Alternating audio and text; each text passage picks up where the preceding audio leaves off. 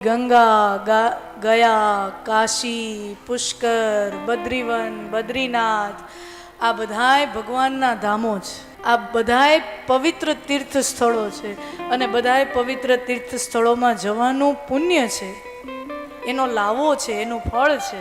જીવનમાં જો કોઈ એવો બનાવ બની જાય અને આપણી સામે એવો વિકલ્પ આવી જાય, કાં તો આ અને કાં આ, તો વ્યાસજી મને ને તમને કહે છે કે ગંગામાં જાઓ, ગંગા સ્નાન કરવા, અથવા કાશીમાં જાઓ, વિશ્વનાથના દર્શન કરો, અન્નપૂર્ણાના દર્શન કરો, કાલ ભૈરવ દાદાના દર્શન કરો,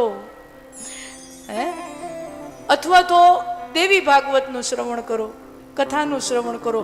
જો જીવનમાં આવો પ્રસંગ આવી જાય કે બેમાંથી એક વિકલ્પ પસંદ કરવો પડે, તો આપણા શાસ્ત્રકારો વ્યાસજી એમ કહે છે, ન ગંગા ન ગયા ન કાશી ન પુષ્કરમ બદ્રીવનમ ન નૈમિષમ.